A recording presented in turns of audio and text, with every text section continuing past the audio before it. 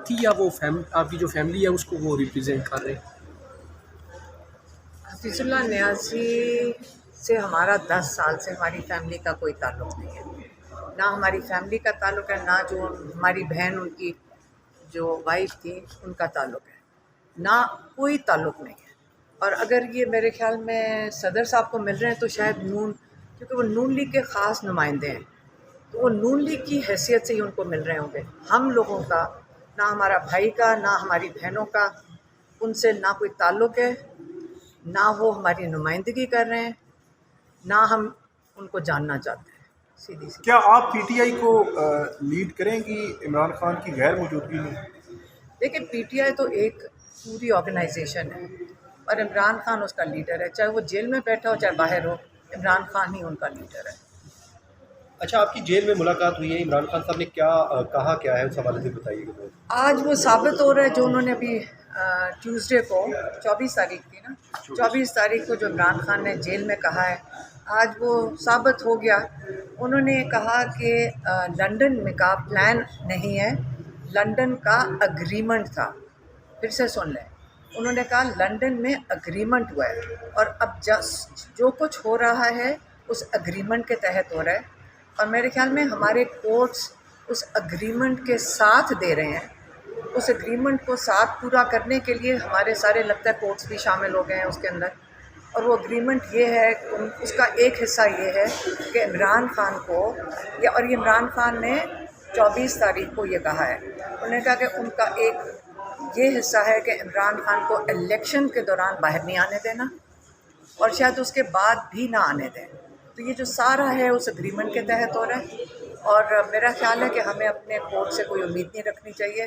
और लोग जो सारा दिन इंतज़ार करते हैं, हमारे लॉयर्स इतनी मेहनत कर रहे हैं, खान साहब के लिए इतनी मेहनत कर रहे हैं, वो बेचारे कभी एक कोर्ट में जाते हैं, कभी कोर्ट वो जेल में भागे जाते हैं, कभी सुप्रीम कोर्ट जा रहे हैं, सारा दिन हमारे लॉयर्स मेहनत कर रहे हैं। आप और मेरा आपके ख्याल है, आपके साथ एक सेकेंड, मेरा ख्याल है वो अपनी मेहनत जारी रखेंगे। लेकिन लोगों को कोई उम्मीद नहीं रखनी चाहिए कि ये जो आज बेल भी खारिज कर पा रहे हैं जो पीटीआई के एक सदर मुमलिकत को करना चाहिए था। देखिए, मेरी तो सदर मुल्क से नहीं बात हुई है, लेकिन इमरान खान ने तो अफसोस का इजहार किया था कि प्रेसिडेंट साहब की, वो तो 2-3 हफ्ते पहले कहा था कि मुझे बड़ा मायूस हूँ कि प्रेसिडेंट साहब को इलेक्शन अनाउंस कर देने चाहिए। तो ये उनका आइनी उनकी ज़िम्मेदारी थी कि वो इलेक्शन अनाउंस कर दें। जब नहीं इलेक्शन अनाउंस किया तो उसका नताइज अब आप देख रहे हैं कि ना किसी को पता है कि हमारा वोट किस दिन हम अपना जाके डाल सकते हैं।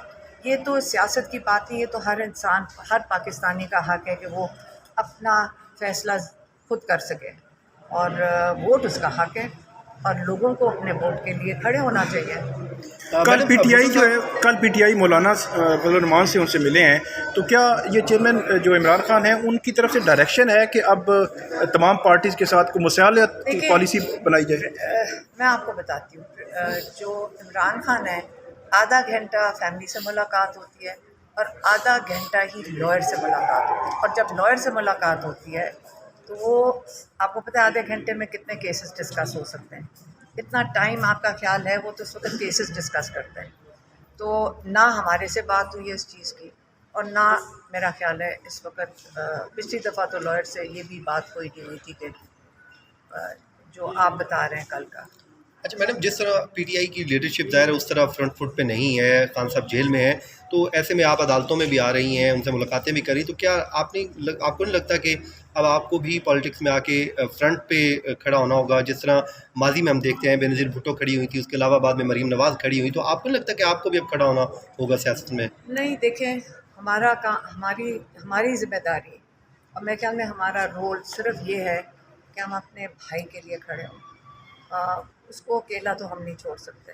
और यही मैं कह रही हूँ कि अगर जेल जाकर बैठना है, अगर कोई अदालत यहाँ पे है नहीं पाकिस्तान में जो उनको इंसाफ दे सके, तो इससे बेहतर है कि हम भी जाके जेल में बैठ जाएं, फिर तो हमारा यहाँ काम ख़त्म हो गया है।